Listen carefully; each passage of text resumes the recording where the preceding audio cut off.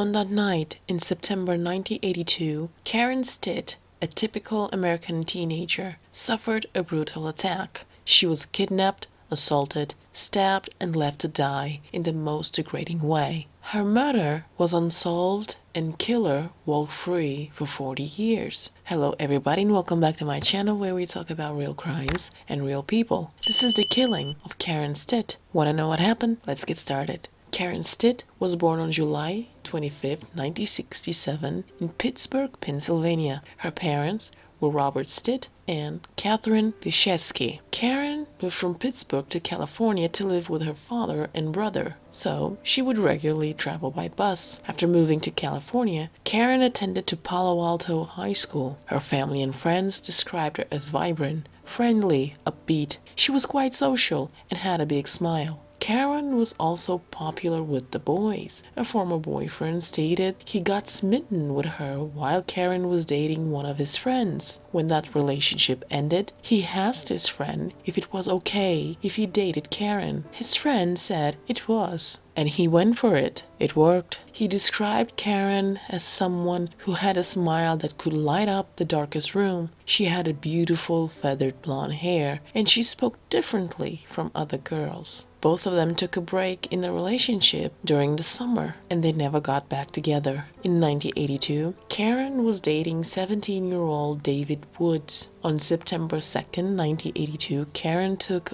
a local bus to Sunnyvile to visit her boyfriend David. She was wearing a leather jacket, striped shirt, pants, and her boyfriend's hat with a Rush Rock band insignia. Karen met her boyfriend at a 7-Eleven. The two played video games. They headed to a nearby golf land. Then they strolled at Ponderosa Elementary School, which was nearby. Around midnight, David walked Karen to the bus stop, and then they went on separate ways. He needed to rush home so he wouldn't miss his curfew. That was the last time anyone saw Karen alive. David last saw Karen in the area of El Camino and Wolf Road. On September 3rd, 1982, a delivery truck driver found a body of a woman in the bushes. The body had been dumped at the base of a wall of a nearby business, and the woman was naked. Her wrists were bound with a shirt. There was a jacket around her left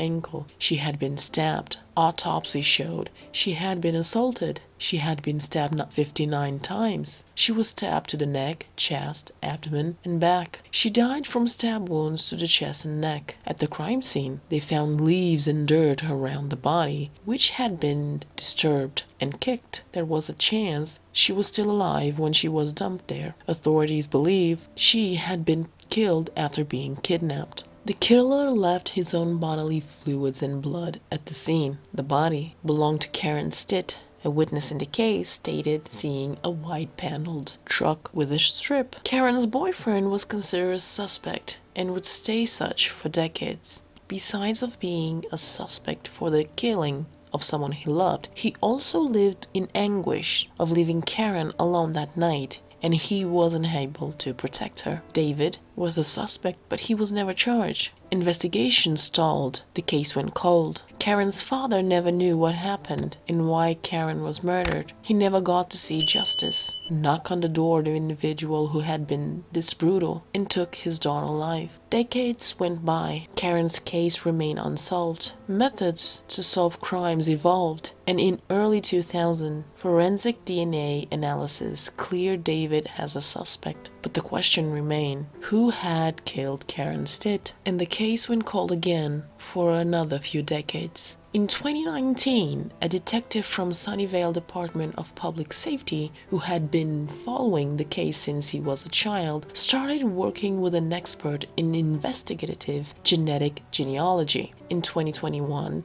the detective received a tip that a son of Rosa Aguilera Ramirez killed Karen. The genealogist told the detective the killer was one of 4 brothers from Fresno, California. They used the blood on the wall at the crime scene and Karen's jacket and also semen of the killer to find evidence. In April 2022, the detective obtained a DNA sample from a child of one of the brothers from Fresno. It matched his name, Gary Jean Ramirez. Gary grew up in a middle-class dysfunctional family in Fresno. Gary was 5'11". According to his brother, Gary was a favorite child. Their father was a heavy equipment operator. Gary joined the Air Force. In the early 80s, Gary spent some time in the Bay Area. He had no criminal history. In the late 80s, he lived with his mother in Fresno. He then moved to Maui, married twice, and had 2 daughters. He worked as an exterminator, he waited sometimes, and then he retired